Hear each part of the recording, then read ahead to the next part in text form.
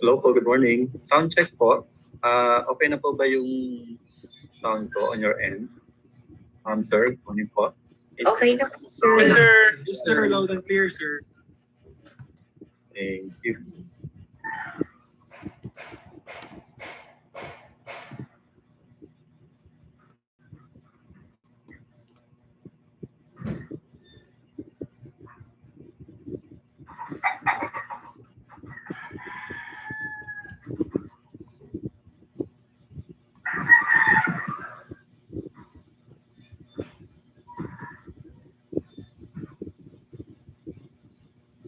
Alright, pwede na po ba tayo mag-start? Nandito na po ang lahat. Okay na po, sir. Yes, sir. Report, sir. Ano, Dyson, sir. Report. Good morning, sir. Para trainee Dyson, daily Yes, class. sir.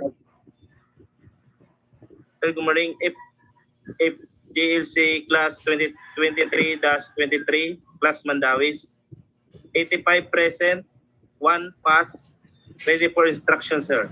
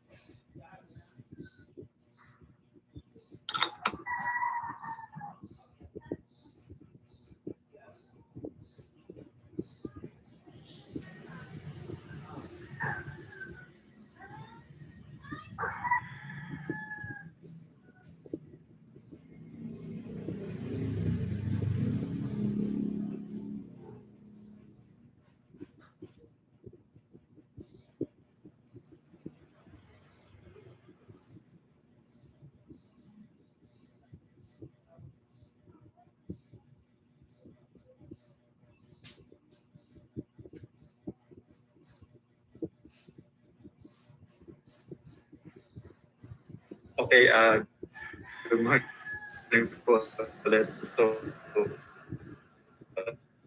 pasensya na po. Medyo laging outside internet ito sa era naman and for another nakita sa sir.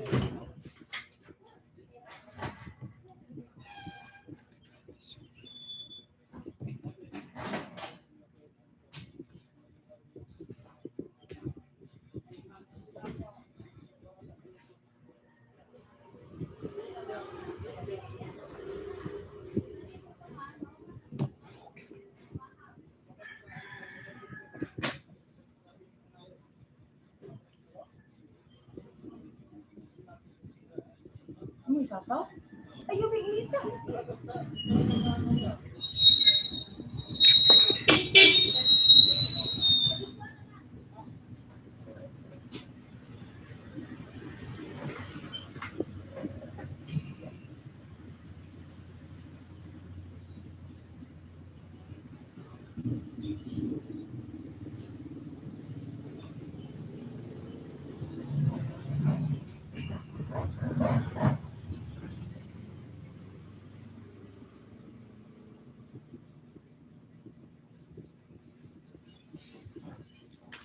Alright naman sir, check-in po ulit. Okay na po ba yung slides ko? Nakikita po nila?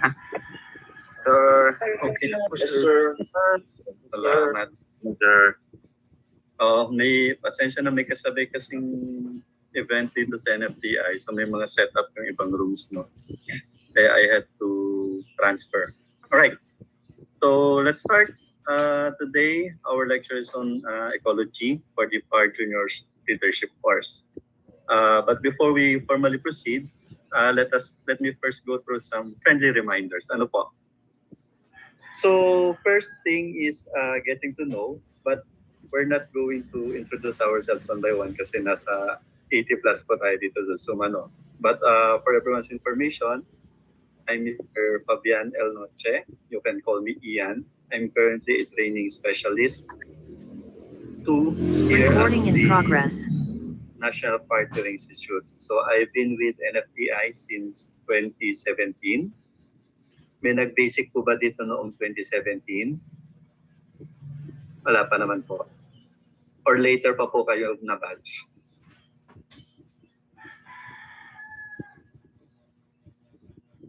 Sige po. Earlier, 11, sir. 2010, sir. Okay. So medyo nauna kayo ng konti. Alright. So, the participants are all from Region 5, tama po ba?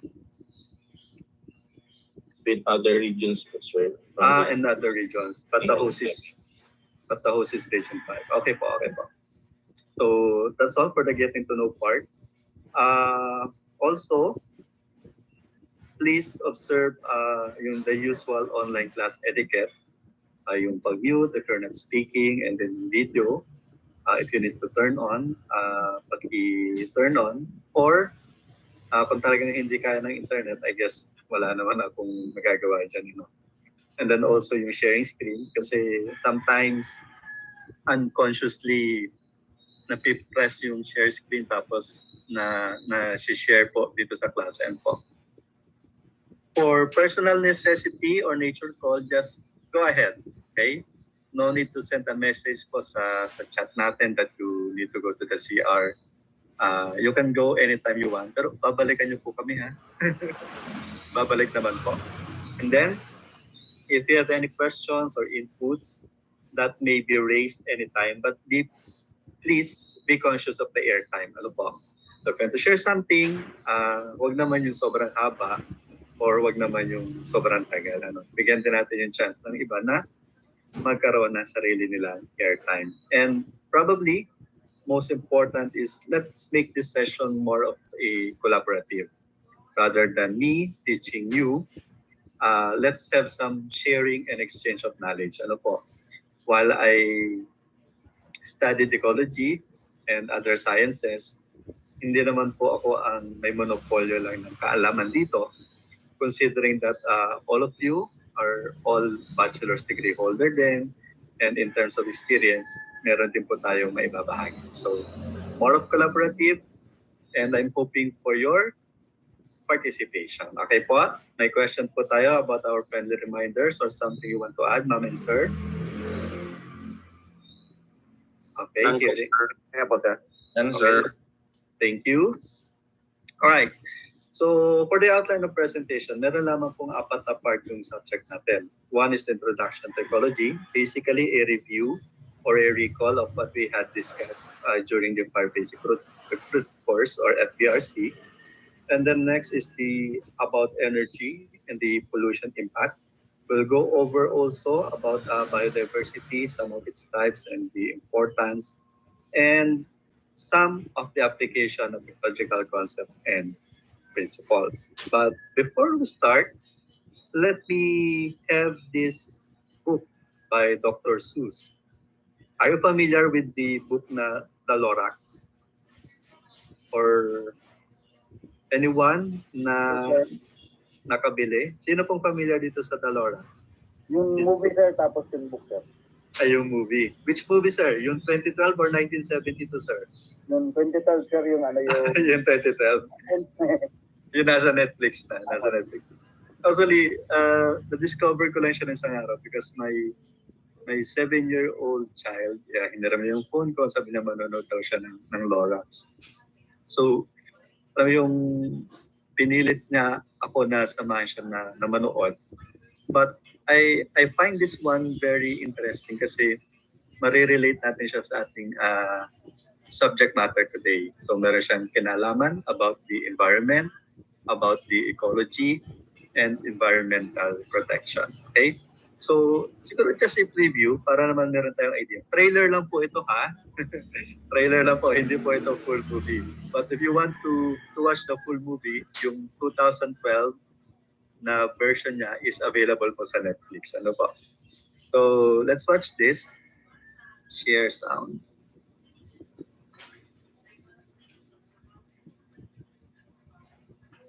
This is just a 2-minute video po about trailer ng Laura.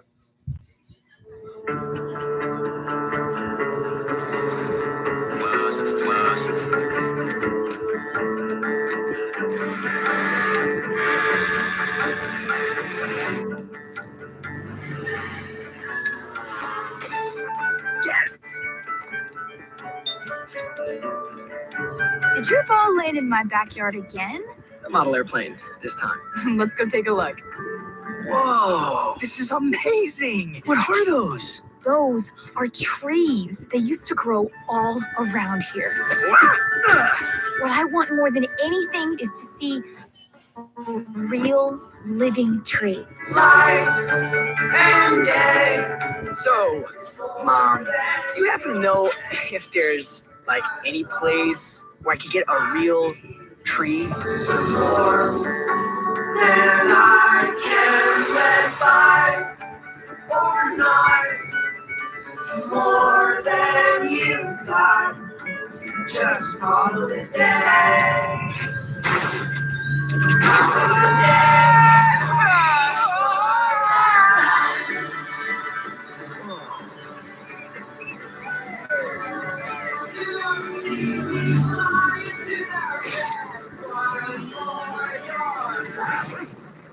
Did you chop down this tree? What's that?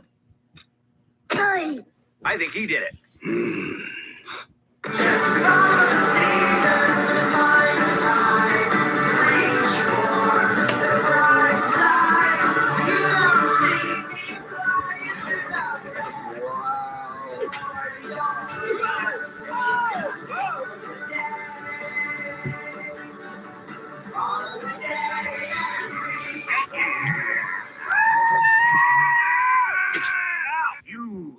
have been warned.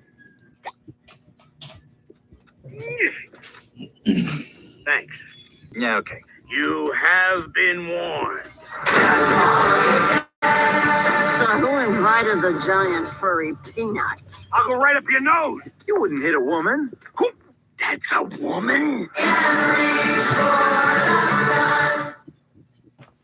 Okay, so that is the trailer and ipinakita ko siya kasi meron akong gustong itanong sa inyo. For me, there are striking portion ng video na talagang nakakatatak sa isipan. So one of which, yung ninote ko dito sa aking cellphone is that yung flower. Napansin nyo nung daw nga yung sasakyan, bumuka yung flower tapos siya ay mechanical na. Mechanical yung flower and then may kawat, merong visa at puno. Now, on your part, meron pa po ba kayong ibang napansin na kakaiba doon sa video natin? Like, there's something striking about the environment, about the environment in general po.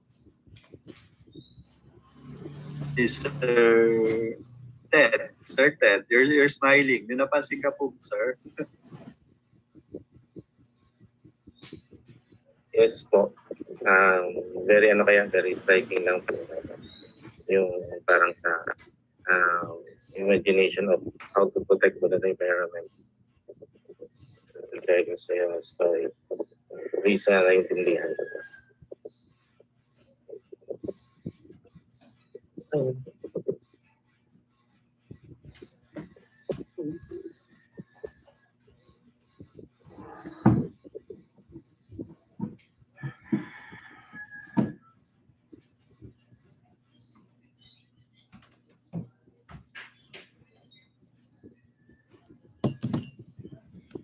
Yung i-pause sa extension. Sorry, sir. Sorry. Go ahead, please. Dito na po. Ayun, sir.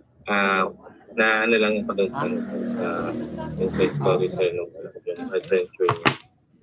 Doon sa parang para sa akin. Kung naiintindihan ko lang doon sa na parang to protect the environment.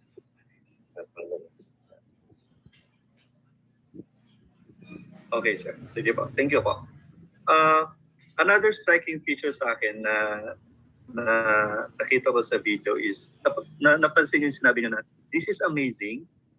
What are those? Kasi pumasok siya doon sa room or sa house ni Taylor Swift. Tapos nakakita siya ng painting ng trees. So ano lang isipin, parang nakakabigla lang isipin na, oh really? You're asking me what are those? But those are just simply trees. Pero let us try to understand bakit kaya may mga ganang scenario na they don't even know what are trees. Tapos yung babae gusto niyang makakita ng real living tree, and then yung lalaki is looking for a place where he can get a real tree. Okay, so balik po tayo dito sa ating discussion on ecology. So those questions or yung mga concern po ng mga character doon sa The Lorax, ma-answer po siya ng mga concepts about the ecology. So let's start with the basic. Lagi tayong mag-uumpisa doon sa kanyang definition. So yung word na ecology daw, galing siya sa dalawang Greek word, oikos and logi.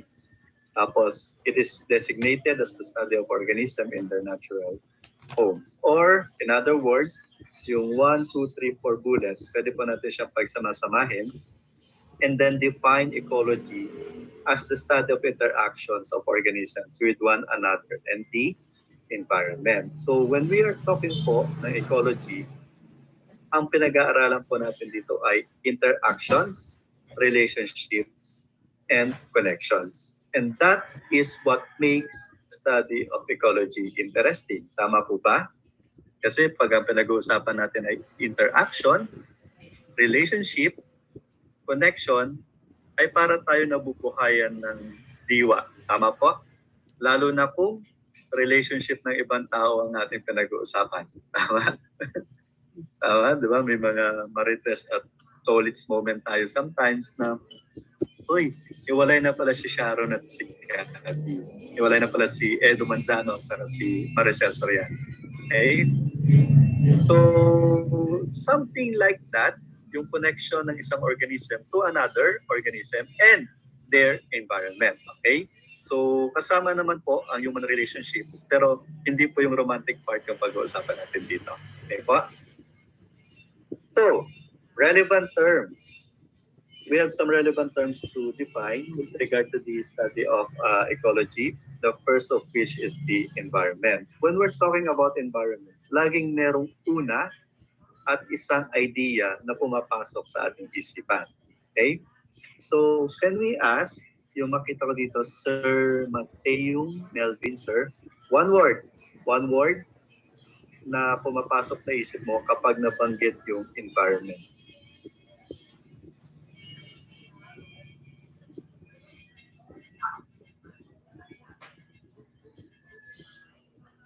Okay, hindi ata narinig. Sige po, Sir Dolo Iras, tama po ba aking pagkakabanggit, sir? Go ahead, Yes, please. sir. Preservation, sir. Preservation. Okay, so medyo advanced na yung station, sir. So, pag narinig yung environment, preservation kagad. Sir Naron Jimbo, go ahead, please. Surrounding, sir, surrounding. Surroundings. Okay, one more. Nature. Nature. Okay. So, we have different ideas kapag narinig natin environment. Preservation, surroundings, at saka yung nature. Those are correct because under the definition of environment, using the lens of ecology, it is comprised of the sum total of all conditions and influence that affect the development and life of all organisms on Earth. Okay, so papasok yung binigay ni Ma'am Laguna about the nature because they have an effect sa development and life ng organisms on Earth. We also have the preservation. If you preserve the environment or otherwise, may epekto sa development and life ng organism. And then, the other one is the surrounding. Of course, lahat na nasa paligid natin ay mayroong epekto. Okay, so all conditions, everything, nature, surrounding, lahat po na nakikita ninyo, so long as meron po silang epekto sa buhay ng organism, that is part of the environment.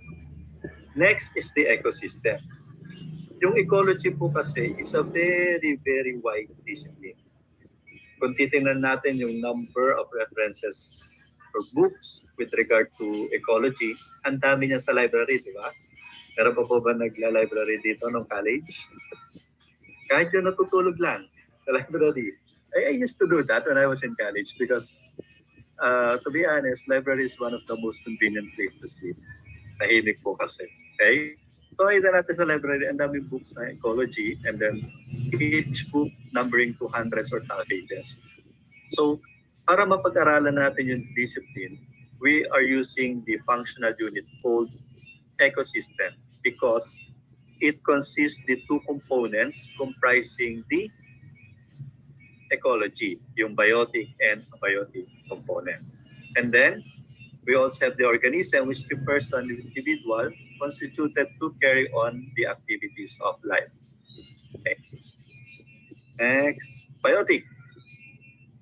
When we were in second year high school, nag-study tayo ng biology. Kapag na-hear natin yung word na bio, that means something that has, ano po nga ulit ko, kung naalala pa? Life, sir, life. Yes, thank you. Bio means life. So when we're talking about biotic factors, this refers to the components of ecosystem that has life. And of course, kung meron tayong abiotic, at medyo combination ng English kasi may prefix na tayo na a or a, which means no, not, or none. Okay? So we have abiotic factors. This refers to non-living physical and chemical elements in the ecosystem. Yung biotic factors, madali natin siya ma-distinguish. Tama po ba? Everything na may buhay, gumagalaw, nagpe-perform ng life functions, they fall under the category of abiotic factors. Ang abiotic factors, madali din nating ma-determine because so long as wala silang buhay, papasok sila sa category ng abiotic factors. But note that in case of the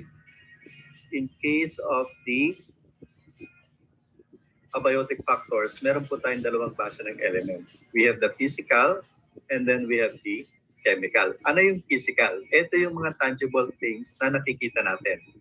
Halimbawa, sir, dito sa aming surrounding, dito sa environment, meron po ako nakikita ang kotse. That is something that has no life. Meron po ako nakikita building. Meron po ako nakikita lupa or mga bato. Those refers to physical elements in the ecosystem. But note that we also have something called chemical. Ano po kaya yung chemical elements na makikita natin sa ecosystem? Or probably hindi natin makikita. Number one, nung tayo ay gumising kaninang umaga, ano yung palatandaan natin na umaga? Anyone? May araw, sir. Yes, may araw. Ang araw po ang isang example ng chemical elements na abiotic factors. Hindi natin siya nahawakan, hindi natin siya, well, nakikita natin because it gives light. But they are non-tangible. Okay? They are something na easily we can forgo kasi hindi naman natin siya nahawakan, hindi natin nakikita. But still, they affect the lives of organism in the ecosystem. Okay? So, pag sikat ng araw, meron siyang liwanag, chemical element po yun. Meron siyang init na binibigay sa atin. Okay? And then, there comes also the wind o yung soil. Ay, hindi na pala kasama yung soil. Yung wind, saka yung mga minerals na makikita natin sa soil. Okay? Next. Environment. Okay? Kanina, it was mentioned that the environment is composed of everything in our surroundings from nature hanggang sa idea ng preservation na merong epekto sa buhay ng organism. But in the concept of ecology, our environmentalists can also look to the concept of environment in many other factors. Hindi lang yung physical and biological factor, but there are also so-called economic, social, cultural, and political factors. And these factors are inseparable because they are connected in many different ways. Now, let us start. First factor na makikita natin sa environment is yung tinatawag natin social. Okay? Under the social environment, it is being said that men and woman, of course, tama po ba? Hindi lang naman. We are social being. What do we mean that we are social being po? Anyone? We relate to, sir. Yes po, sir. We do relate to, sir. We do relate. Yes. Other being. We do relate to other being. Aminin man natin o hindi. Yes po, sir or ma'am, Cortez, Jonah. We cannot Sir. live with, hindi tayo mabubuhay ng walang kasama, sir. Tama. Hindi tayo mabubuhay ng walang kasama. True enough. Okay? Oh, one more. Yes, Ma'am Magpayo. Pamela Kim. Go ahead po.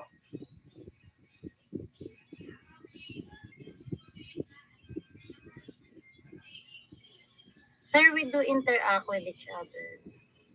Yes. Interaction, connectivity with each other. Tama.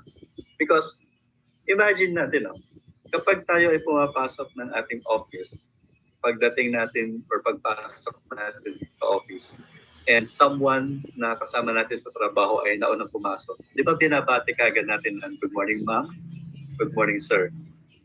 Tapos, kape ka na ba? Nag-breakfast ka na ba? Tara, kape tayo. Tara, kain tayo. Tama po ba? Or kagalit nyo po yun nasa office ninyo? si Ma'am Josie din, ang lakas ng tawa ni Ma'am. Diba? I mean, even though galit tayo, we have this tendency to connect, to interact with other people. Diba? Kahit medyo Dito naman si boss. Dami na naman trabaho ngayong araw. Pero, good morning ma'am, good morning sir. Coffee po? Or diba? Because we are all social beings. There is a need for us, or there is a necessity for us by nature to lead a life that is connected with others. Hindi naman yung papasok tayo sa opisina, ay mag-isa na lang tayo dun sa table natin na hindi tayo magkoconnect. No, by nature, we will. Okay? And we, kahit pa, sabihin natin, hindi lilipas ang isang araw na meron at meron tayong kakausapin. Okay? And ano ang kinalaman ng social factor na yon into environment? Okay, because we are all connected, okay, in one way or another, itanggi mo man yan or hindi, kung galit ka man, may connection pa rin yan, may epekto pa rin siya on how our society will grow. Okay? So yung effort na dulot ng how we deal with other people will define what kind of environment that we will be in. Okay po? So that is one way how are we going to look into the social factor of the environment. Our example is related to office, but we can extend it in the case of environment like nature. For example, ang mga kaibigan natin, ang mga kakwentuhan natin, our businessman, di ba? Parang naiengganyo na rin tayo na mag-engage sa business na. Alam mo dito sa laging business, maganda yung kitaan. Maybe you want to invest, or maybe you want to be part of the corporation that we are aiming to establish. Di ba? Okay, so that is one way that we're going to look into the environment. Social factor. The way we connect, the way we interact with each other affect the kind of environment that we have. Next, economic. Ito, magandang pag-usapan ito economic, lalo na at kakatapos lang ng May 15. Tama? Tayo po ba ay economically viable pa at this point? Matatagpa pa ba ang ekonomiya ngayong araw na ito or nakapagbayad na mula sa mid-year bonus? Okay. So, when we're talking about the economic environment, this refers to the factors, forces na mayroong economic impact sa tao, sa ating ginagawa, and then sa area na kung saan tayo ay naroroon. Okay. Let us take for example, in case ng Region 5. Sino po dito yung talagang taga Region 5 na matagal nang naninirahan sa Bicol and then at the same time, doon pa rin po naka-assign sa Bicol? Meron po ba? Okay, may dalawa, tatlo. Sige po, let's see. Si Sir Bulawan. Yeah.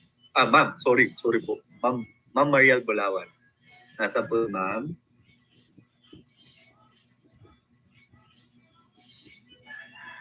Ay, nagwala na. Si Ma'am April. Ma'am April.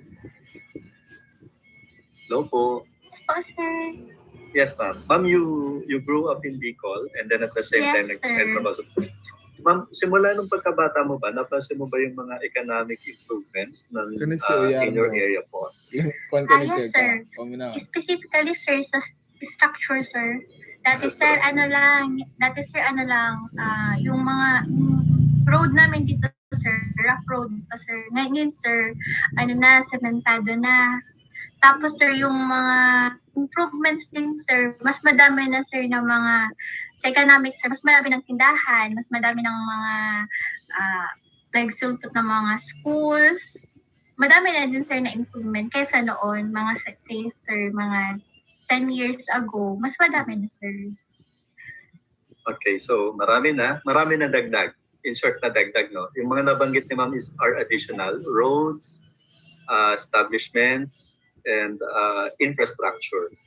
Ma'am, my next question is, kung meron pong nadagdag, meron po ba kayo napansin na nabawas or nawala? Yes, sir. Yes, sir. Dahil, sir, sa mga dadagdag na yun, sir, nabawasan din, sir, yung aming mga palayan. Example, sir, dito sa amin, dati, sir, mas madami kaming palayan dito. Ngayon, sir, dahil nagkaroon ng mga road openings, na wala na sir yung mga palayan kasi naging roads na yun sir. Although nagkaroon sir ng economic development doon sa nagkaroon ng mga roads dahil sa farm to market road. Kaya lang sir, nagkaroon naman ng effect sa environment. Yung example sir, dito sa amin, yung bundok dito sa may likod lang namin sir, nag-open sir ng road, sinira sir yung bundok. Kaya sir yun, yung ano dun sir, malami na sir na nagla-landslide po. Parang kayo pa rin yung taya dyan, ma'am, di ba? Kasi ang BFP ay may mandate din na part ng rescue in times of disaster. Ano, Yes, but sir. thank you, ma'am, for sharing. So, yun ang actually yung essence ng economic factor ng environment. Marami ang nadadagdag for the convenience, for the betterment of our lives. Di ba? Nagkaroon ng additional school. So, yung access mo sa school, mas malapit na. Nagkaroon ka ng magagandang roads, yung travel time mo, nabawasan. And then yung accessibility from farm to market road, mas napabilis din. Kaya lang, on the other hand, naapektuhan yung environment kasi nawala na ang palayan. Ay, na-curious tuloy ako. Kasi I used to travel to Bicol because my wife is from Bicol, from Masbate. So kung nagbibiyahe ako from Laguna, dadaan dyan sa papuntang Pilar, marami ako nakikita dyan na mga palayan eh. So I wonder if they're still existing today or baka LCC mall na or baka nagtayo na ng peaks. Right. But the essence na sinare po ni Ma'am, that is basically yung sinasabi ng economic factor. Maraming improvements, pero marami din yung nawala in terms of our environment. The benefits may outweigh, marahil nakakalamang ang benepisyo kaysa isala na nabawasan yung palayan. But we cannot tell yet as of the moment because maybe we're still at the stage na tolerable pa para sa atin. But we cannot know if this will persist in the future. Baka tayo ay super economy, pero wala na tayong makain, mag-i-import na tayo sa ibang bansa. Okay? So, the development in sa economy is affecting our environment. Okay? Cultural. Okay. The kind of culture that we do practice in particular area defines our environment. Meron po ba dito na sa coastal area? Nakatira or naka-assign? Can we see some raise of hands?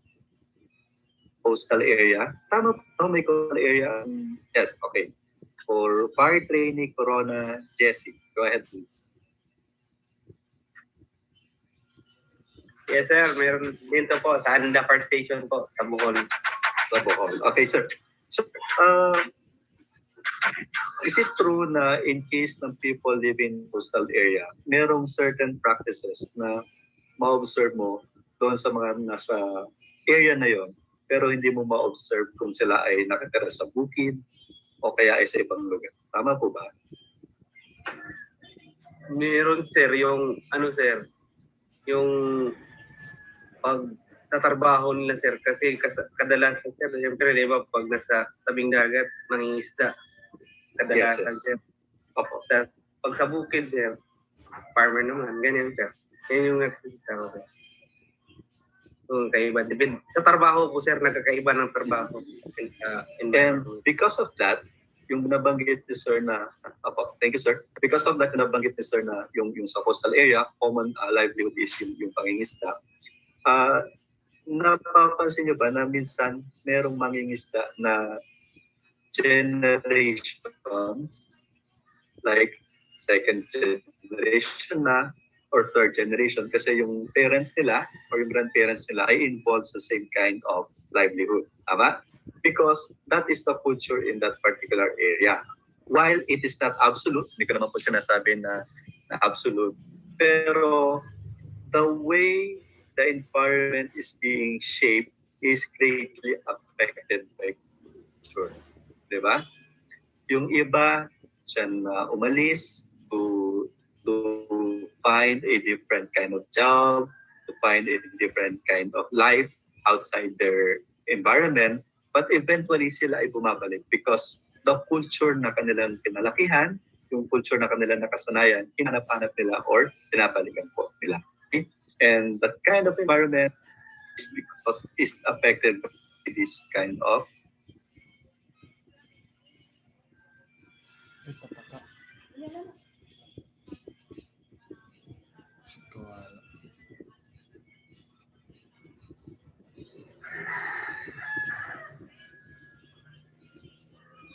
pasensya na po kayo. Connected na po ako sa pinakamalakas na internet dito sa office.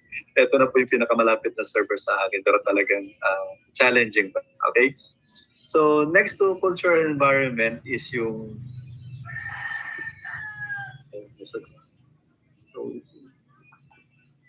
nakikita na po on your end.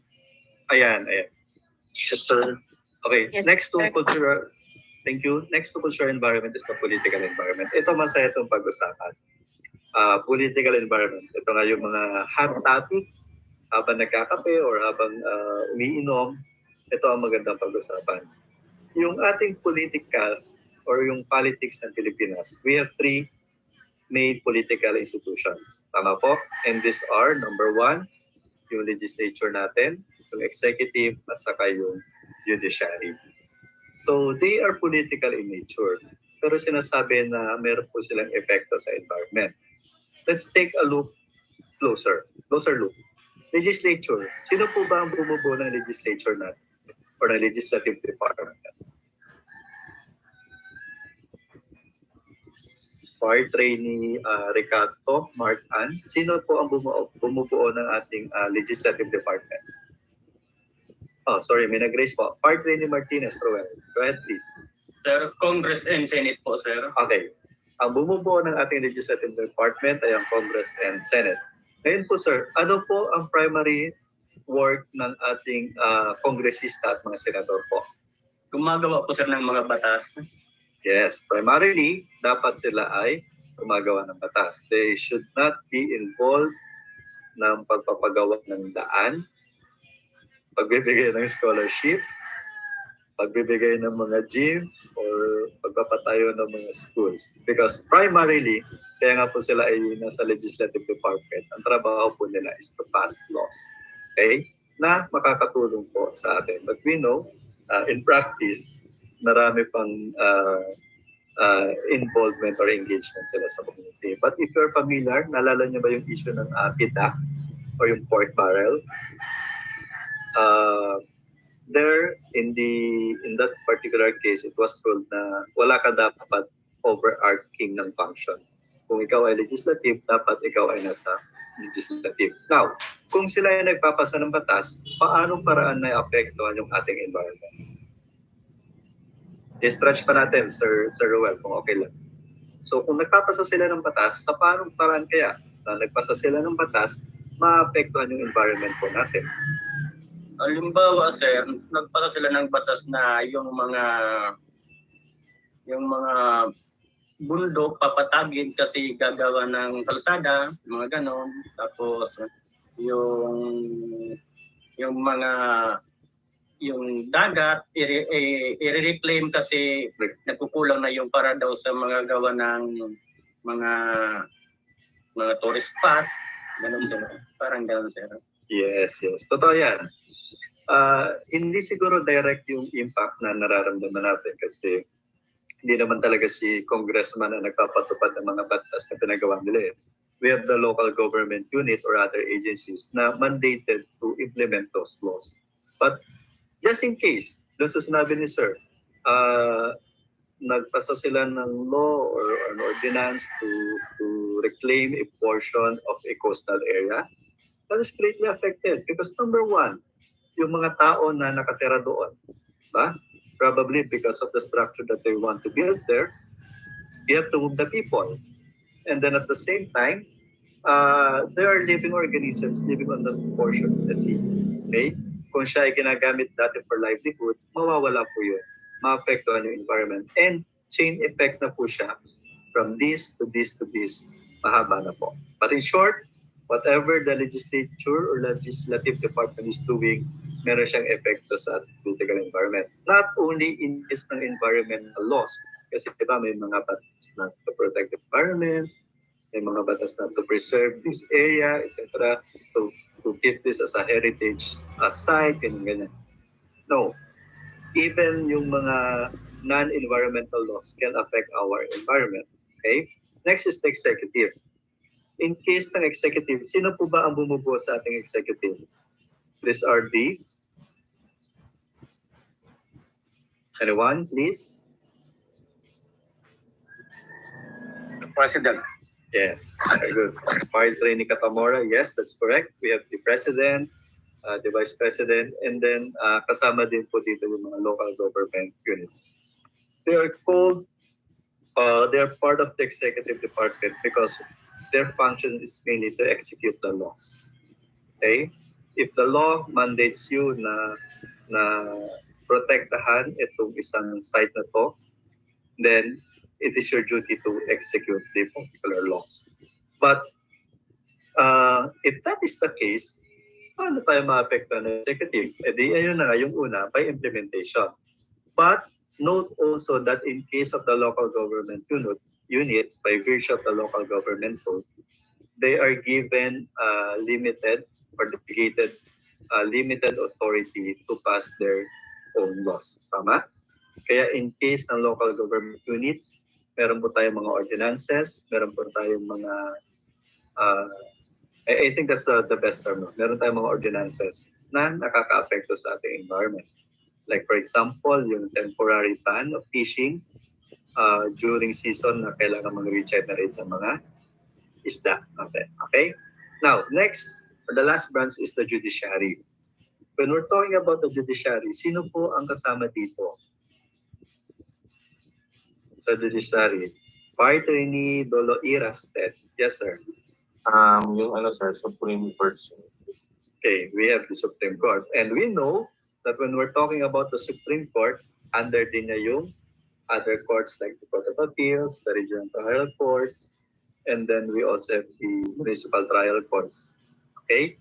And of course, yung mga officers na naka-assign doon. We have the lawyers, and then we have the judges, the justices.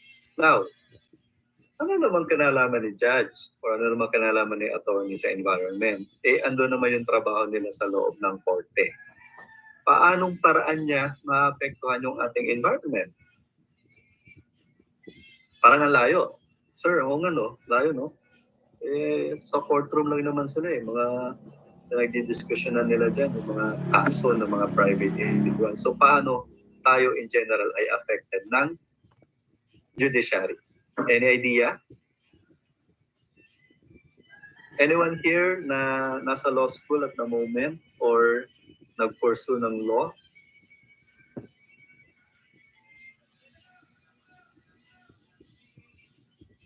All right. Under the Civil Code, it is said that the decisions made by the Supreme Court form part ng laws of the land. Okay? So yung tinatawag nating precedents in layman's term, may precedents na yun sa Supreme Court. Nakapag-decision na yung Supreme Court ng ganyang case. It is binding as if it is a legislation. Okay? But only, I note, only if that is decided by the Supreme Court. So yung mga decision po ng Court of Appeals pababa, hindi po siya binding as law. Okay? For example, if you're familiar with the case ni yung Oposa versus Factoran, it is a case na nakarating sa Supreme Court wherein the petitioners in that particular case, they wanted the government to revoke the timber license or yung logging license na in-issue sa isang entity because they are claiming that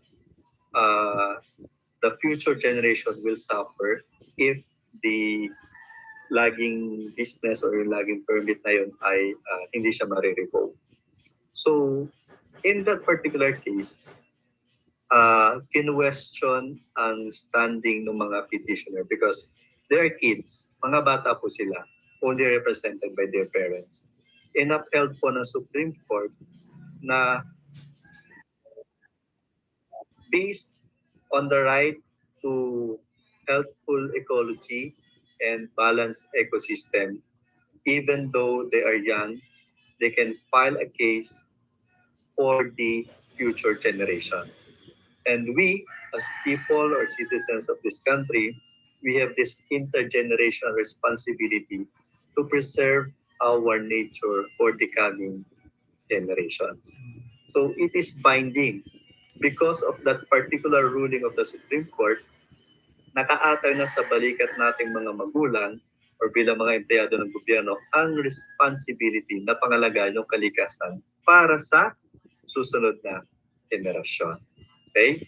While hindi naman provided sa kanya na pag hindi mo ginawa yan, meron kang sanction, but still, it mandates us to do something.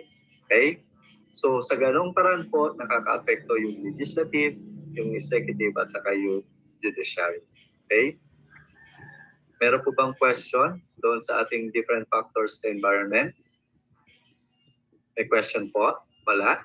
Or anything you want to share or you add, you are all welcome po na magsalita. Sabi ko nga, tayo naman ay collaborative. Parang nagtutukan para mas masaya po tayo. Okay? So, hearing none, I guess we need to proceed to the ecosystem. Another relevant concept under ecology is the ecosystem. It is the resulting or the result of the integration of all the living and non-living factors of the environment. Aba, no? Ecosystem, dalawa lang yan.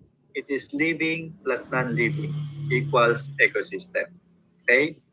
So it's basically a geographic area kung saan makikita natin doon yung plants, nandun yung animals and other organisms, kasama po yung human being dito, considering yung weather, yung landscape, working together to form a bubble of life. Okay? So, dito sa description na to, inelaborate na lamang yung living at saka yung non-living. Okay? Diba? Nandiyan yung plants, animals, other organism under living, and then yung weather and landscape under doon sa non-living naman. Bubble of life, together, ito na yung ating ecosystem.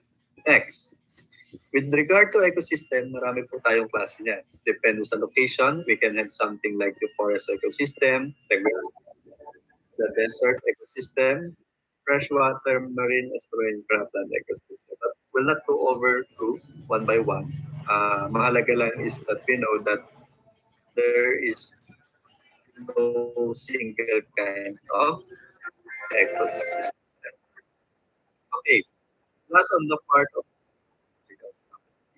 dahil nga po malawak yung discipline ng ecology, aside from ecosystem, pwede po natin siyang i-break down into lower levels. So these are the organism, the population, the community, and then the ecosystem. The organism basically refer to individual living things. Okay?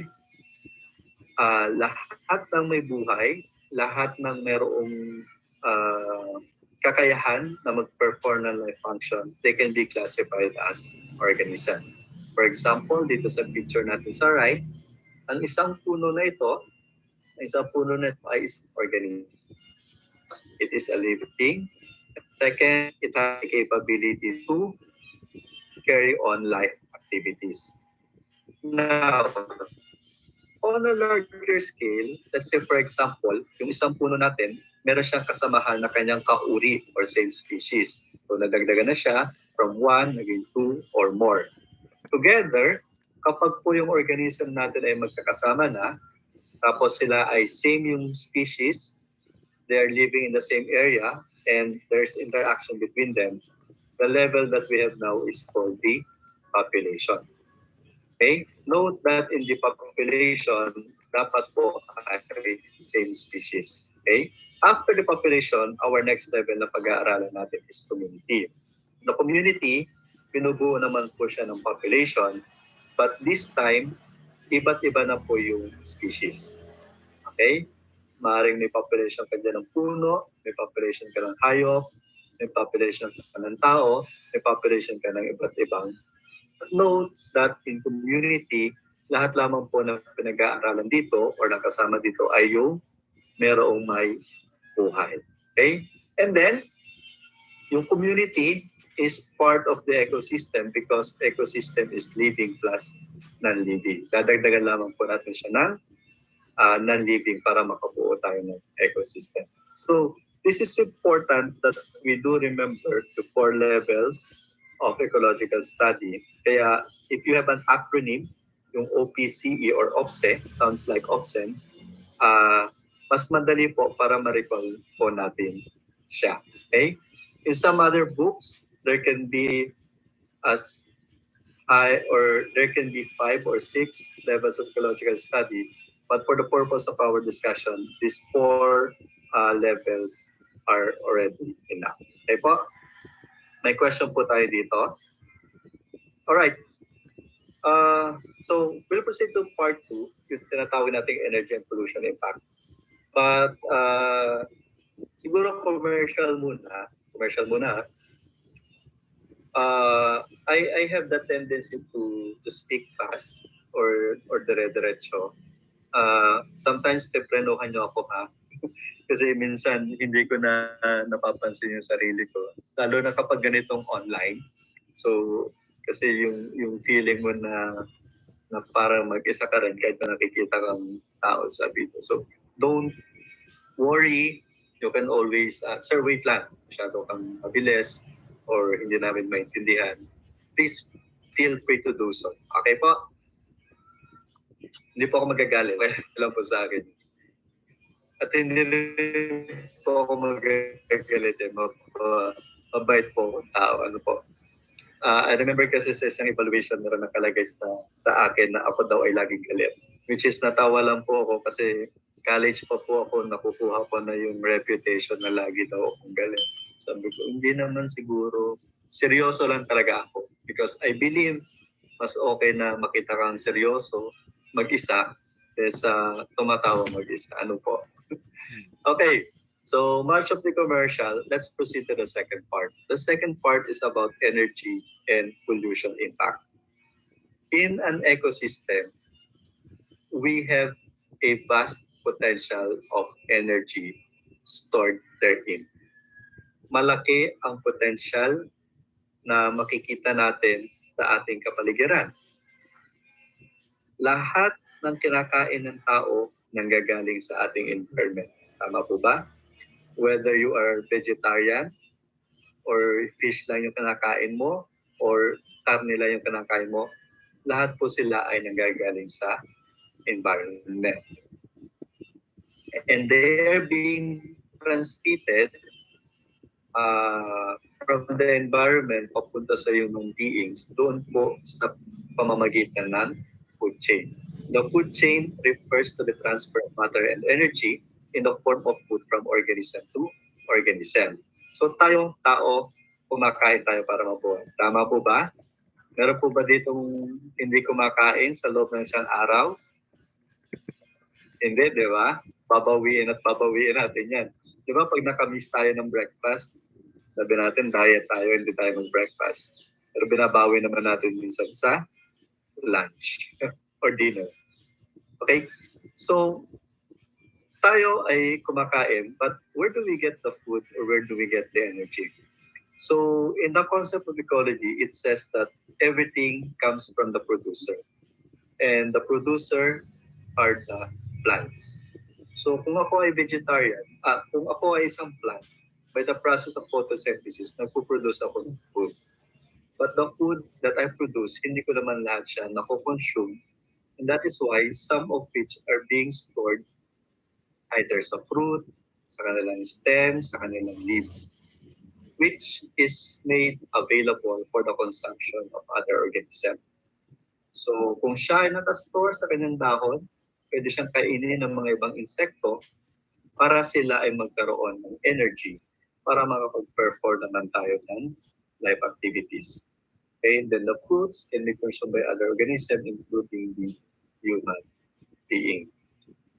But with the concept of energy or food chain available in the environment is the concept of ecological balance.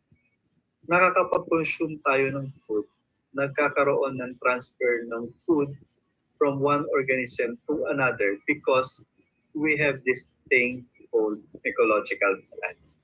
So ano po ang tinatawag natin ecological balance? Ecosystem composed ng biotic and abiotic factors.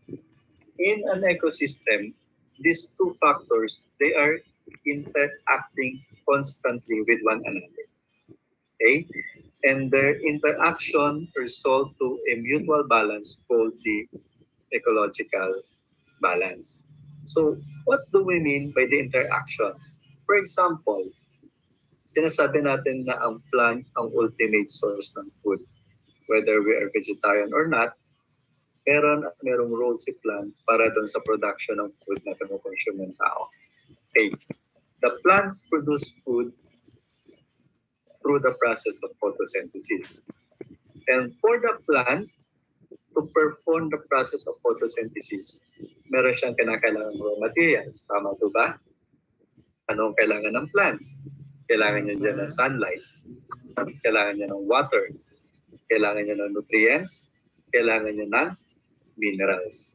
All those raw materials mentioned are abiotic factors. By interacting with the plant, which is abiotic factors, nagkikreate po tayo ng balance. Okay? Nakoconsume niya yung abiotic and then nagre-release siya naman ng kapalit nito in the environment. Now, if the balance or if the interaction is disturbed, it can lead to harmful results for humankind as a whole. Okay. And kapag sinabi natin harmful results, ano po ang unang ma-apektuhan dito? The energy potential of our environment. Okay? So, ano ang example ng disruption sa ecological balance? Number one na dito, yung unlimited exploitation of natural resources.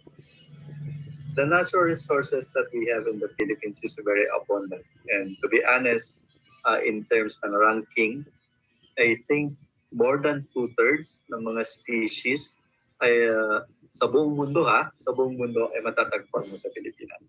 So, andyan yung mga magagandang puno, andyan yung mga halaman, etc. etc. And for the purpose of our convenience, generating revenue, we do exploit the natural resources. Tama? Tama po ba? Nag-exploit the natural resources. Mining. May mining ba sa Bicol? Meron, di ba, sa Bicol? Masbate.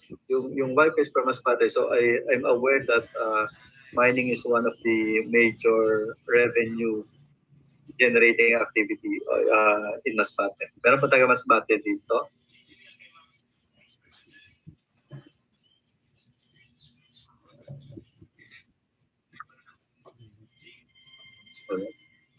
Okay pa po ba yung sounds ko? Naririnig pa po ako? Yes, Yes, sir. Or anyone from the province of Masbate? Okay, wala. Sige. So, in Masbate, one of the minerals being exploited is yung gold. Okay? Meron dyan town na known for having resources sa gold, and people exploit. Okay? To the point na even po sa likod bahay, meron tayong makikitang mga hukay because nagkakaroon sila ng backyard mining dahil nga marami ang kanilang deposit. So because of this unlimited exploitation, nauubos because not of the natural resources can be replenished as fast as the way they are being consumed. Diba? Next, indiscriminate felling of trees. Hindi po ito yung illegal logging Pero, di ba minsan pag may road widening, napapansin ninyo, nagpuputol sila ng puno. Okay? Ito po yung tinatawag nating felling of trees. Nagbabawas tayo. Now, is it good or bad per se? Well, we cannot tell that when we do felling of trees na siya ay bad talaga because it is being done for a reason or for a purpose. But if you do it indiscriminately, parang pangit yung view, tatakpan. Parang hindi ko siya gusto ko palitan ganito, puputulin. So that can disrupt the ecological balance. Deforestation, talamak na ito nangyayari. napuputol yung mga puno, nawawala ng tirahan yung ibang organism, nawawala ng source of food yung ibang organism, thus the disruption in ecological balance. Diversion of use, katulad po ng na-share kanina with regard to the province of Bicol, marami na dadagdag, pero marami rin ang nababawas. Okay? Killing of wild birds and animals, hindi lamang po tayo limited sa mga puno, kasama rin po yung mga animals. And of course, yung pollution, they do affect the balance of ecology. So, ano ang effect ng disruption in the balance of ecology? Nagkakaroon po tayo ng tinatawag nating environmental degradation. Ano po ba ang ibig sabihin ng environmental degradation? Anyone please? Para po hindi tayo antukin kasi nakakaantok ako minsan. Degradation. What do we mean by the word degradation?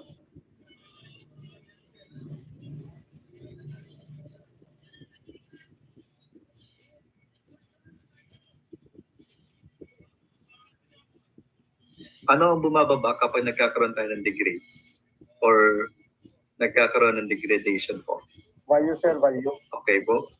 Bumababa ang value, bumababa ang quality. As mentioned before, when in terms of potential, malaki ang potential ng ating environment.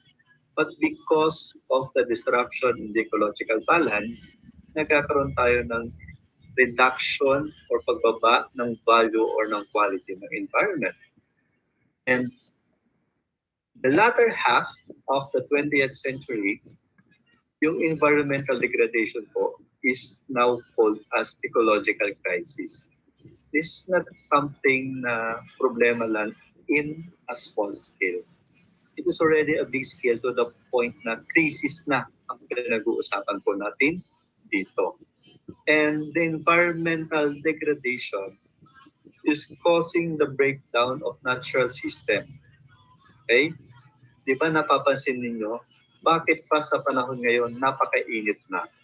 Bakit hindi na tayo pwedeng maglaro sa labas at 8 or 9 a.m. Samantala nung tayo ay mga bata pa, alas 10 na, nagtatakbuhan pa tayo sa labas.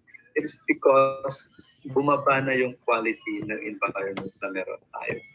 Okay? Nadjo-jeopardize na yung existence natin.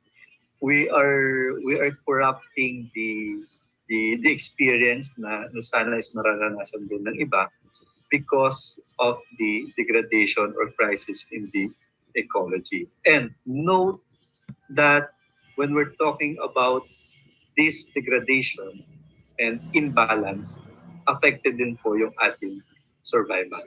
Okay? Now, some of you may question or some of you may say na hindi naman sir, kaya pa naman naming mabuhay. Okay? We are lucky. Okay? Because at this point in time, nandun pa tayo sa tolerable stage na despite the degradation of the environment, nakaka-adapt pa na tayo. Because human beings, as the highest form of animals, nakakapag-isip kasi tayo ng solusyon. Mainit, mag-aircon, mag-electric fan. Tama? So, na-experience na natin yung effect ng imbalance. But at the same time, natutugunan natin siya sa tulong na rin ng technology. But still, science says that our survival will be affected by this. If not during our lifetime, definitely in the generations to come, mas mararamdaman nila ang epekto kung hindi natin marireverse yung process ng degradation. Kaya nga, at some point, this time, meron na tayong mga organism na nag-extinct. Meron na tayong mga ibon or hayop na hindi nakikita because of the disruption in the balance. Okay? Ganun po ang kanyang impact. Paano ngayon kung nag-extinct na po sila? Di affected po yung energy flow natin. Okay? Especially if that particular organism is being consumed by another for food. Okay? Next. Man and women, of course. Okay? Huwag pong kalilimutan. Men and women, we are the most dominant organisms in the ecosystem. And in fact, when it comes to the control, modification of the environment, napakalaki po ng role natin. Construction, development, those are all ideas of human beings. So whatever is happening in case of our environment, we can say in one way or another, the human beings are contributor. Okay? Our actions have contributed to the kind of environment that we have as of the moment. So the significant changes in the natural environments, okay, these are affected or results of intervention of human beings. Okay, in the process of rapid urbanization, developments, colonization, and improvements in terms of technology. See? Medyo nakaka-guilty yung part na ito, ano? Kasi tayo, but out of necessity then. But the point here is that while we do comply with what is mandated sa atin, on the other hand, on the side, meron po siyang epekto sa ating environment. Okay. Bakit may environmental degradation? Sabi, because of ecological imbalance. Okay? But bakit ka merong ecological imbalance? Economic development. Ang ganda-ganda na ng Pilipinas. Ang ganda-ganda na ng Metro Manila. Ang ganda-ganda na ng Region 5. Ang ganda-ganda na ng Bohol. Even Bohol, di ba? Ang dami ng mga resort and tourist spot. Tama po ba, sir? Sino yung taga Bohol kanina? Hindi na lang fishing area ang meron sa Bohol. But we have these beautiful resorts na talaga namang dinadayo ng mga turista because economically napakaganda na ng Pilipinas. Kaya lang, up to the point or extent na na-degrade ng konti yung ating environment. Okay?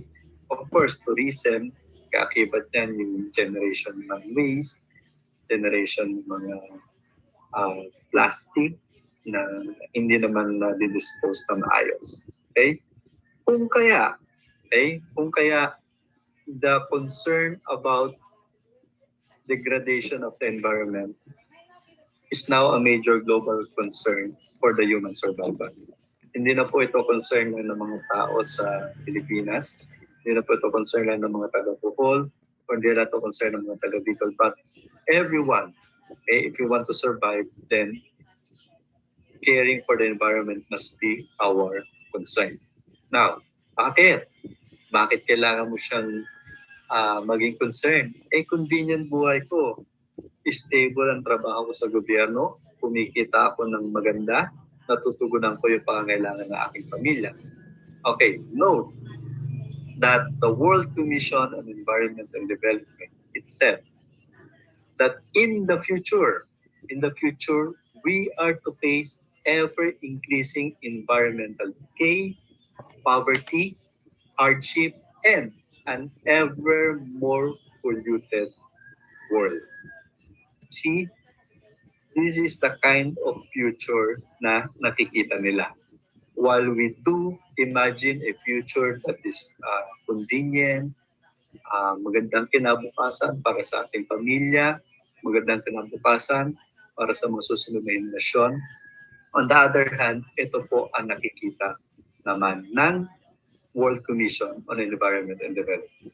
More pollution, mas maraming problema, mas mahirap, mas mataas ang bilang na nandoon sa poverty line. Okay? So, the crisis is really apparent.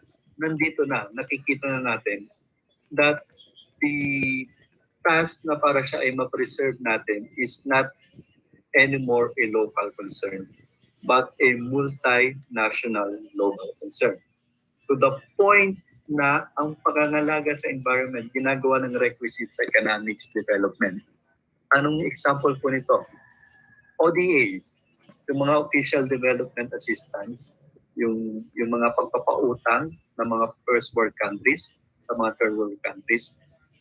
Alam niyo po ba na hindi po basta-basta sila nagpapautang? Hindi ko alam yung sa interest kung meron na. But I am more familiar on the aspect that there are conditions that need to be satisfied by the borrower before the loan can be granted. For example, sige, papautahin ka namin.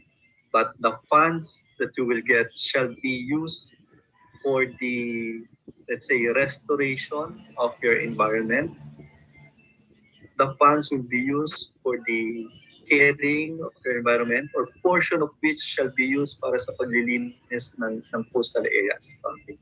So ganoon na ang extent ng problema po natin when it comes to environmental degradation and ecological crisis. Now, natatapos ba doon?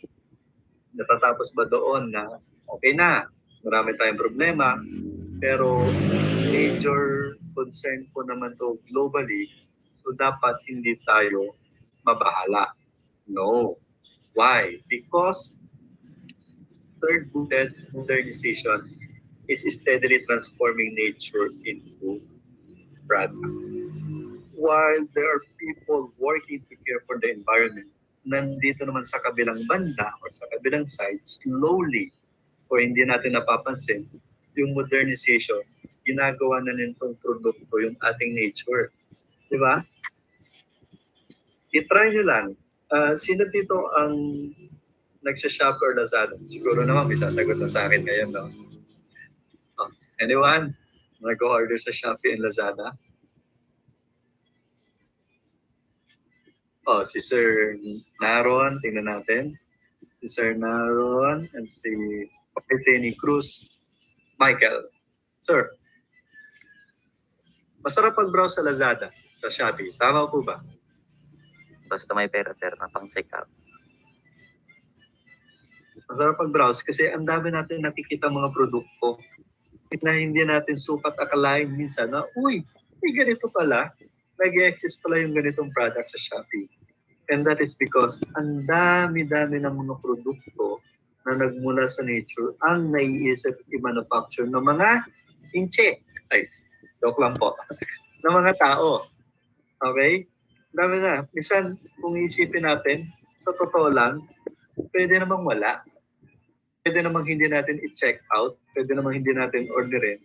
Pero nakakatuwa lang na meron. But the point is that they're all product from nature. In one way or another, maaaring ang raw materials niyan ay galing sa nature, in-exploit nila, kinuha nila sa kailaliman ng lupa or nagputol sila ng puno for that. But bottom line is that galing pa rin sila sa ating nature. Okay. Now, another, bukod po doon sa modernization, we also have this concept ng pollution. Okay? Ang ating pong kalupaan, katubigan at ang ating air. Ano ba yung air? Hindi naman alapaap, eraserheads yun. Kalawakan. Yeah, kalawakan. They're being polluted every minute. Okay? So, may nag-e-effort to restore, pero andito yung modernization at saka yung pollution. In fact, one example is yung oxygen at saka yung carbon dioxide discharge every year. Napakataas na po ng number niya ngayon compare noong mga nakaraang taon. What else? Mega technology. Having this mega technology is good. Okay? Sino ba naman ayaw na madali ang buhay? Sino ba naman yung gusto maglakad sa init ng araw mula sa bahay papunta sa opisina? Diba? But then, the creation of this mega technology results to creation of problems as well.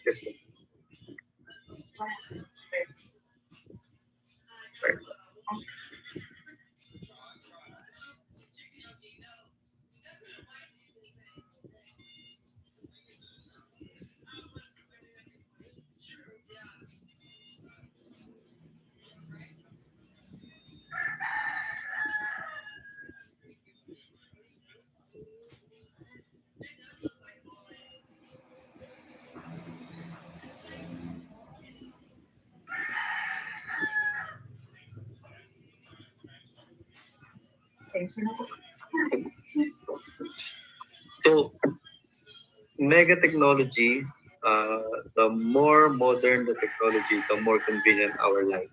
Tama? But sa pagbibigay sa atin ng greater convenience, nandito rin po yung problema na marami tayong basura na nag-generate. Maraming hazard sa environment ang nag-generate because of this. And when we're talking about the danger in the environment, by now, ngayon pa lang, our environment is already sufficiently saturated by the complex chemical emissions, aerosols, toxic gas, and radiation.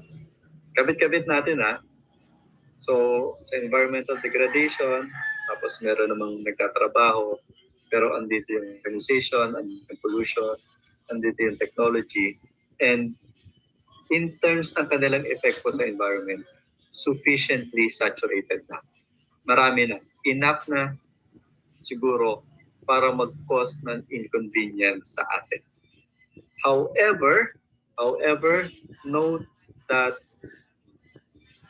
it is expected that our planet will be more crowded, more polluted, and thus we will be ecologically less stable and be more vulnerable to disruption than the world we live in today. As I have mentioned earlier, kaya pa natin.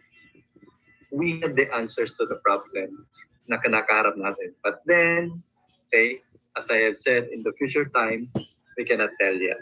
But the potential of having the same differently na meron tayo ngayon is mataas po. Okay. So, sa paano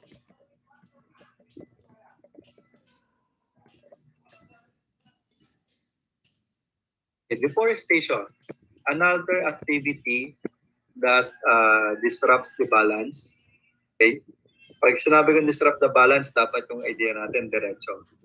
Disruption ng balance, ecological, environmental degradation, paakyat doon sa ecological crisis.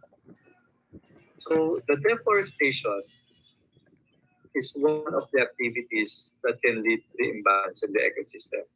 Bakit? Because in deforestation, meron tayong overexploitation ng natural resources.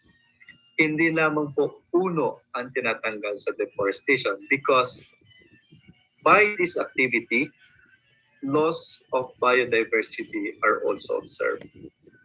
Kapag nagtanggal tayo ng particular species ng puno, pero nakatira dyan or merong other organisms na dependent dyan ang maapektuhan. And because they're being affected and their source of food, for example, are not anymore available, either they move in another area or totally ay mawalan sila.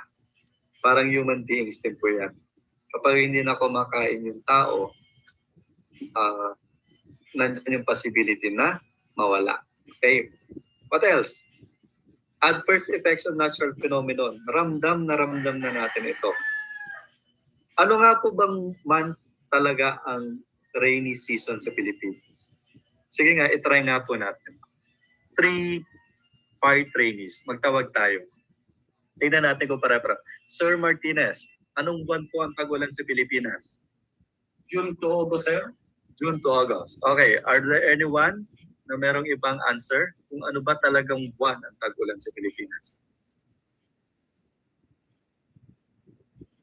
Lahat ba nag-agree na June ang simula ng tag-ulan? Okay, may dalawa pa nag-raise ng kanilang hands. Si Cruz, Michael, or kanina pa to? Sige, tawagan na rin natin si Sir Cruz. Sir, ano Sir, po sa good morning, sir. Good morning po. Based last year, di ba, sir? Dito hanggang December hanggang February ata, maulan na rin. If I remember it December. correctly. Yes po. Tama po yan. Maulan po ng panahon na yan. So, June to August, tapos meron December to February. 1 more. Sir Naron Jimbo, sir. Ano sa palagay? June to November. Okay. Di ba? Kahit tayo na residente lahat dito sa Pilipinas, kapag tinanong ano nga ba ang buwan ng tag-ulan, parang hindi na rin natin masabi unless i-declare ni Pag-asa na, uy, rainy season na. Because in terms ng rainfall, wala eh. June, May, di ba? Dito nga po in Laguna, kakaulan lang recently. Medyo ilang araw na lagi makulimlim at maulan. May, so June to August, meron din. December, yes. December, actually in December dito in Laguna, in Batangas area ay napaka maulan. So, those natural phenomena are somehow effect po ng deforestation or ng imbalance sa ecosystem. Nasisira kasi yung water cycle. Dati, hindi masyadong paano? Ganito, bakit umulan? Kasi bumibigat na yung clouds, di ba? Ganyan siya explain sa atin elementary. Bumibigat na yung clouds. Pero bakit bumibigat yung clouds? Because nagkakaroon tayo ng process ng evaporation. Di ba? Yung tubig dito sa ground, nag-evaporate siya pataas and then magpo-form siya into clouds. And nagkakaroon naman po tayo ng evaporation dahil sa sobrang init. Okay? Pag mataas yung temperature, mag-evaporate yung water. Pero bakit mataas yung temperature?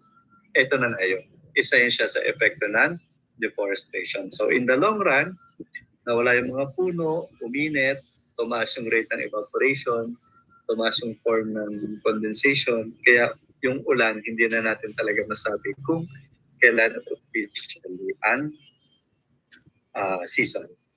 Scarcity ng timber fuel fodder and forest products, and then extinction ng other plants and species.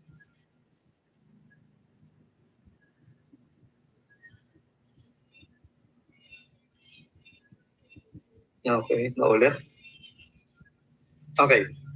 Another thing that causes imbalance in the ecosystem is the pollution. So pollution is described as undesirable change in the physical, chemical, or biological characteristics of air, water, and soil. Now, change is inevitable, di ba? Sabi nga dun sa famous quote, there is no permanent thing in this world except change. Now, in an environment, kapag meron po tayong change na na-observe, let's say in the air, water, and soil, hindi naman po ibig sabihin kaagad noon ay meron ng pollution. The change that we are contemplating here is something that is undesirable. Something that adversely affects the environment and the organisms that living therein. So sa paanong paraan si pollution nakaka-apekto sa ating environment? Tingnan natin. So, one, huwag na to, skip na natin to. Because of the pollution it causes sa air, sa water, and sa soil. And we all know that air, water, and soil are the basic things na kailangan din natin for us to live. Now, air pollution. Let's talk about air pollution. Marami nagsasabi na ang hangin daw sa Manila compared sa provinces ay polluted na. Okay? And then, kailan nga ba natin sasabihin or kailan natin pwedeng sabihin officially that there is an air pollution? The benchmark or the determining factor is the amount of solid waste or concentration of gases present in the air. They must not exceed the percentage of oxygen present in the air. Our atmosphere is composed of oxygen, 21%, And yung 21% po na yun, kapag siya ay bumaba, kasi tumaas yung concentration ng ibang gases, then that is the time na matatawag na natin na may air pollution. Okay? Note, not the mere presence of other gases means air pollution. Normal man po na meron tayo diyang carbon monoxide, normal naman na may carbon dioxide, the concentration. Yun po ang concern natin. If the concentration is other than the oxygen, then that is the time na meron na tayong pollution. Okay? For example, sobrang dami or taas ng concentration or ng amount ng fumes, ng dust, ng gases, etc. Then, yung amount na yon ay injurious na sa tao, nakaka-apekto na upang ma-enjoy natin ang comfortable living, then meron na po tayong pollution. Okay? So dapat ganong extent bago natin masabi na merong air pollution. Now, generally, it is because we are introducing foreign elements. Consequences, eto, dito tayo mag-focus. Do you know that the Philippines, in terms of air pollution, ito yung third highest risk factor driving death and disability. So, merong mga sakit, merong mga other causes of death, but air pollution is the third highest risk factor. And also the leading environmental risk to health. So, what does it mean? Like, alam naman natin na may pollution, pero up to what extent natin na-appreciate yung pollution? Okay, eto, tingnan natin yung numbers. 66,230 deaths in the Philippines in the year 2019, air pollution was responsible. So can you imagine the number? Can you imagine the impact of the pollution doon sa bilang ng tao na namatay? 66,000 in 1 year. And 365 days nga lang meron tayo in 1 year. That means, in a day, more than one person dies because of air pollution. Now, imagine natin, let's say yung 66,230 na to, yung potential na mako-contribute sana nila in our environment, in our economy, lahat yun nawala because of air pollution. Maybe they can do more to care for the environment. Say 10% lang, 6,000 people. But what happened? They died because of the air pollution. So air pollution is no joke. Okay? Hindi yung okay lang yan na madumi yung hangin, mag-i-aircon na lang ako. No. Okay? It will and it has an effect on us. Okay? And in terms ng potential or ng cost ng economic and because ng air pollution, ito po pinag-uusapan natin, trillion, 2.32 trillion. So if not for the air pollution, makakubayad na ang mga utang natin sa Philippines. Okay, another, hindi lang sa air nangyayaring pollution, meron din po tayong tinatawag na water pollution. Okay, what do we have in the water pollution? Discharge of sewage or trade effluent or any other liquid, gaseous, and solid substance into water. Okay. May nagtatapon pa po ba sa ilog ng basura? May nagtatapon pa po ba sa mga dagat? We cannot actually absolutely say na ano. Because it is evident na meron pa rin tayong nakikitang plastic or waste sa dagat. Tama po ba? I remember when I was traveling to Bicol noon. Siyempre wala ka naman gagawin sa barko, din. Diba, Sir Jimbo? Pag doon tayo sa barko, mapapaikot-ikot lang tayo. Natutuwa akong pumesto doon sa balang likod kasi nakita ko yung nagbabubbles doon sa mga propeller. Pero pag umiikot siyang ganon, umaangat din yung mga plastic sa ilalim. Okay? So, it is causing pollution doon sa water because there is an introduction of foreign substance. Hindi naman normal na may plastic sa isang karagatan or body of water. Okay? So, the contamination of water of these foreign substances may be direct or indirect. But the effect is that they cause nuisance, harmful or injurious to public health, public safety, as well as domestic, commercial, industrial, agri, and to the life of people and other organisms. Sabi yan. Plastic. Maraming plastic bottle, maraming plastic bag na makikita sa dagat. Lalo na pagka nagdidagat. Magugulat ka na nga lang eh. Kasi pag tumingin ka sa paligid mo, wala ka na namang iba nakikita kundi tubig. Wala ka naman nakikita ang bahay, wala ka na nakikita ang tao. Pero at the same time, nakikita mo doon sa may propeller ng barko, sa may hélice niya, na may mga umaangat na basura.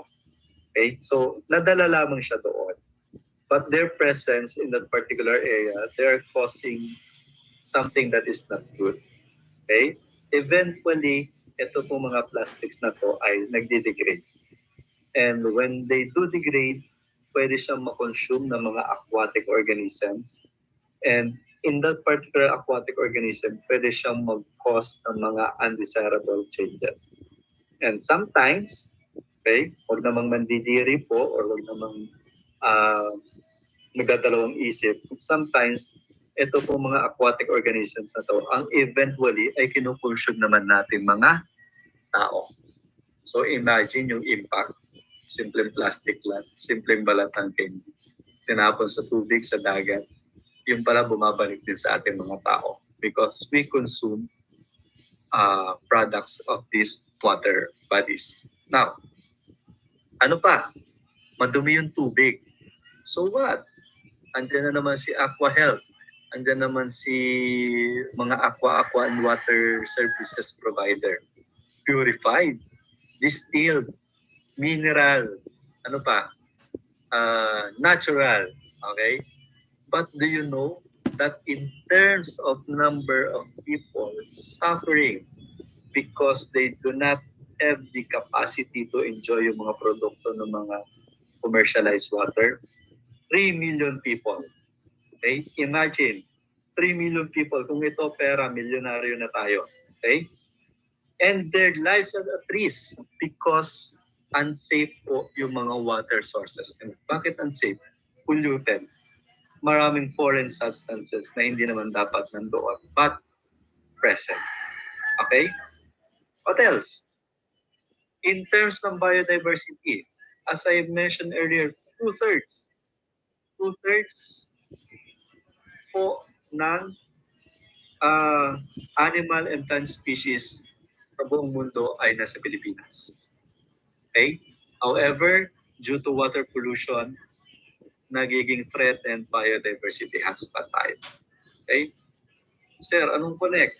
Eh, siyempre, yung aquatic organisms natin, because of water pollution, sila ay affected. And as mentioned earlier, meron pang ibang organism na nakadepende sa aquatic organism na not necessarily ay aquatic based. Tayo mga tao, nagko-consume tayo ng fish, nagko-consume tayo ng other products from the sea. Okay? And then, there are other organisms that are affected by our actions.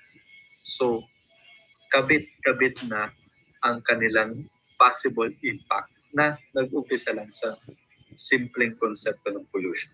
Diba? Ang haba, ang connection ay present. What else? In the Philippines, the quality of water in the streams that feed into Laguna Bay are deteriorating. Largest lake in the Philippines, nandito sa amin, sa Laguna, and that is called Laguna Bay. But, ano nangyayari? Bumababa na rin yung quality, bumababa na rin yung value. Okay, because of the quality ng water, pollution. Okay? And ano yung common cause nito? Plastic waste. Nakakabot pa sa mga oceans and nako-consume pa ng other sea life and birds. And in terms of water pollution, nakakalungkot because we are home to 28% of the world's rivers that are polluted by plastic. So sa 100% ng ilog na polluted ng plastic, 28% dito ay nasa Philippines. See, that is the extent. Now imagine ang magiging possible impact nito sa ating environment and sa survival ng tao. Matindi. Hindi po siya biro or hindi siya simpleng concern lang. In fact, even yung mga isda nagko-complain that plastics are suffocating the coral reefs, and in fact, the fishing industry causing a decrease in the yields of fishes. Bumababa na po yung kanilang mga nahuli. Okay, another one, soil pollution. When we're talking about soil pollution, this refers to introduction of foreign substances with regard to our land bodies. So what is the common cause of the pollution in the soil? Number one, modern agri-practice. Okay, what do we mean by this? Ang dami na po kasi nauso ngayon. We have the pesticides to kill the pest. We have the fungicides to kill the fungi. We have the insecticides to kill the insects, and the biocides to kill other bioorganisms, etc., etc. Now, is it good or bad? The use itself for the purpose of harvesting or increasing the yield is not bad. Siyempre, kailangan natin i-eliminate yung mga bagay na makakapagpababa ng harvest natin. But what makes it bad is the introduction of foreign substances in the soil. Hindi naman normal that the components of this pesticide, fungicide, etc. are all present in the environment. And because they are foreign and tend to react with other bioorganisms, then that is the time that the quality of the soil is being affected. And may epekto ba yun sa ating mga tao? Of course. Remember, it was mentioned earlier when it comes to the energy potential that they all came from the plants. And alam naman natin na kung saan kumukuha ng nutrients si plants, naka-angkol po siya sa soil. Okay, what else? Okay lang po, kasi halaman lang naman yan. But note that these plants are being consumed by animals. For example, yung baka, yung kambing na kinukonsume naman ng tao. Okay? So yung agrochemicals na na-absorb ni plants, na na-absorb ni animals, na na-absorb ni human beings, pwede po siyang magkaroon ng serious effect po sa atin. Okay? Industrialization, they also affect the consumption of the soil because of the waste that they dump, the raw materials that they use in the different process of production, the soil is affected. And then, alam na naman to, it's a basic idea that the pollution day by day is getting higher and higher. That's, in effect, bumababa yung yield, water pollution, and contamination. Okay, question or anything you want to share with regard to the energy and pollution impact? Meron po?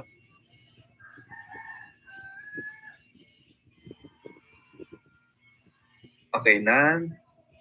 Before we proceed to the third part, naka 50% na tayo. Can we have a short break? Okay lang po ba sa inyo yun? Siyempre. Yes, sir. Okay, sa akin okay din po. Let's have a 10-minute break. Balik tayo ng 10 a.m. please. Okay po? Thank you, sir. Thank you, sir. Thank you, sir. Thank you po. Yes, sir.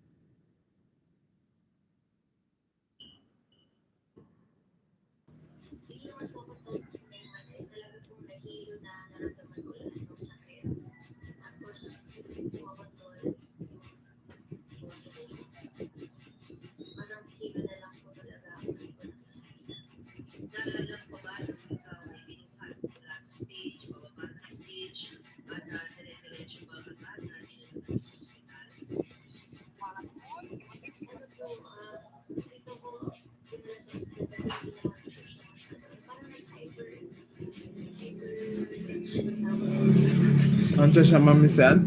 Disgrasya. Kiso na. Si Gigi. Disgrasya sila lang ba? Sinaperform na sila pag kung disgrasya.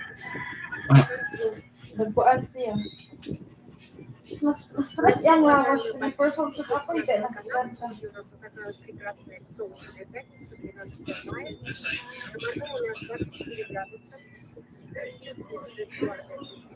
Добро пожаловать на наш комфортабельный авиалайнер. Пожалуйста, сегодня мы едем в один, который называется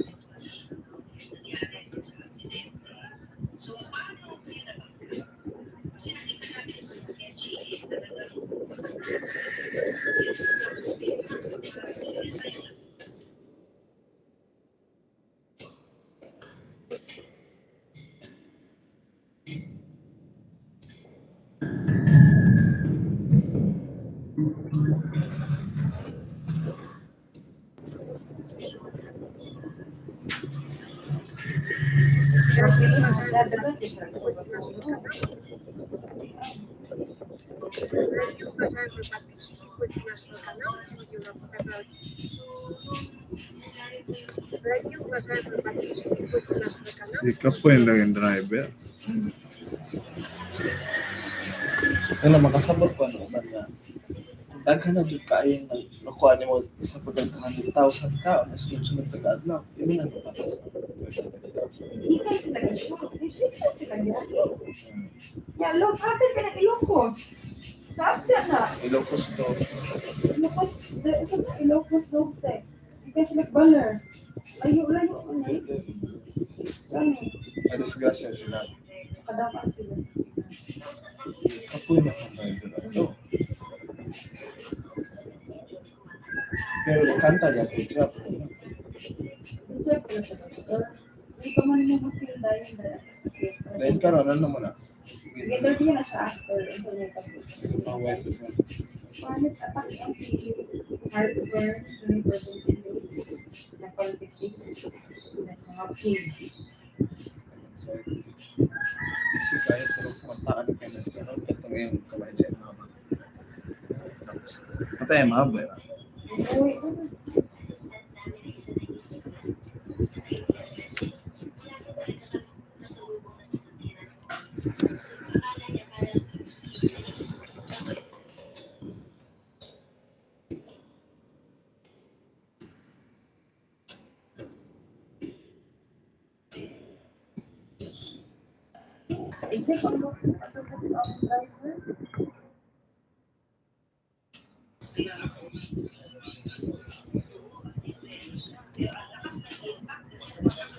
nakatulog lagi daw. Nakainis is nakatulog, diba?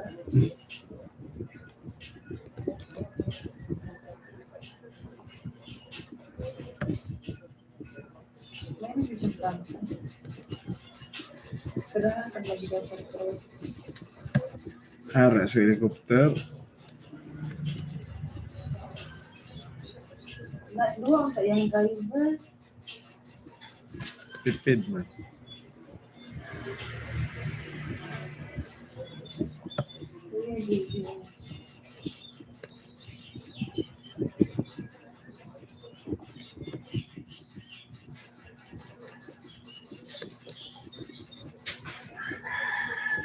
Ano mo klase? Yung break.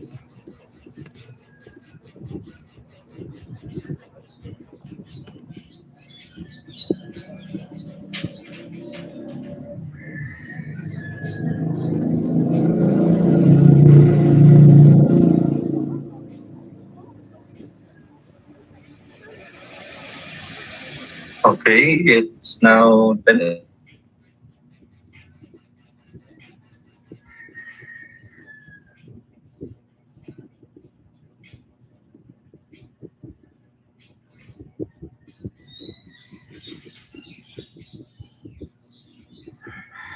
Ayos pa ba ang lahat? Nakapag-ngariya na ba? Nakapag-CR? Yes, sir. Okay, thank you for the response. So, we proceed now? Okay na lang po ba?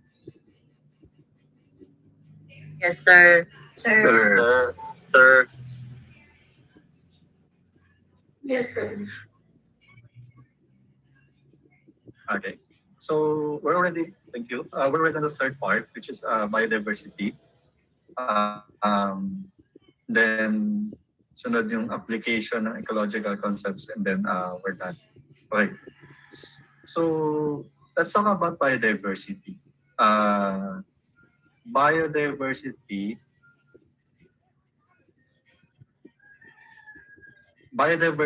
from the word bio, ma-assume na kagad natin that this has something to do with life. And then with the word diversity, this can be related to the variety. Thus, it is described or defined as the variety of life on Earth, which includes all organisms, species, and populations. This also refers to interrelatedness of genes, species, and ecosystems and their interactions with the environment. So, maraming organisms. Okay? As mentioned, 2/3 of all species of plants and animals can be found in the Philippines. So together, considering their variety, considering their differences, tayo po is na-consider as one of the biodiversity hotspots in the world. Now, when we're talking about biodiversity, there are 3 levels. So it can be seen either at the level of genetic, in the level of species, or on a larger scale in the level of ecosystem diversity. The diversity in terms of or in the level of genetic, this refers to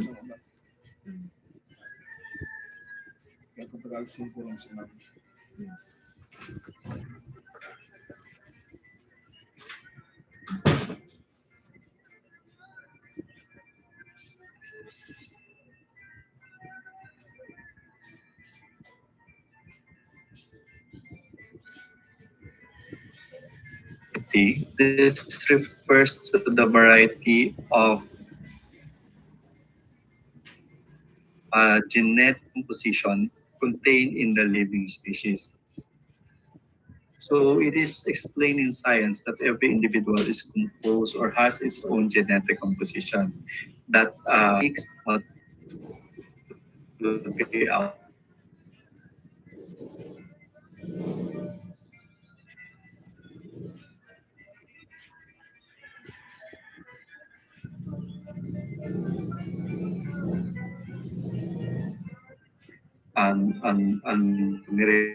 Okay, but still there are differences that we can observe, especially in terms of the appearance because of the genetic composition. And the same can be observed also in the level of species. So the different species compose this level of biodiversity. And then, on a larger scale naman, pwede tingnan natin yung biodiversity in the level of ecosystem. Kumbaga, meron kang ecosystem in the forest, meron kang grassland, meron kang marine, meron kang freshwater. And then, sa bawat isang ecosystem na yon, meron din po tayo iba't ibang organisms na nakatira, different organisms, and then thus, there's also biodiversity. Now, bakit siya nagmamatter? Why is it important na marami tayong choices? Why is it important na marami kang klase ng ibon, na marami kang klase ng isda, na marami kang klase ng puno o ng halaman? Ano po ba ang epekto noon sa ating mga tao? Okay. Una, alam natin na mahalaga, di ba? Lagi kasi sinasabi sa atin yan sa mga lectures or sa mga nakatatanda na mahalaga yung kalikasan, mahalaga yung mga nakatira dito, ay mapangalagaan natin. But really, in what way na makikita or mararamdaman ng tao yung importance? Kasi sometimes, it is not enough na sinabihan tayo na mahalaga para magkaroon tayo ng deeper appreciation. Di ba? Parang trabaho. Pag sinabi sa'yo na gawin mo ito, minsan naisip na ang hirap. But when you do experience na i-perform talaga yung trabaho, marirealize naman natin na madali lang talaga. Same as in the concept of biodiversity. It matters. But up to what extent? Ano ba yung maapektuhan sa atin bilang mga organism? So, one, it is important that we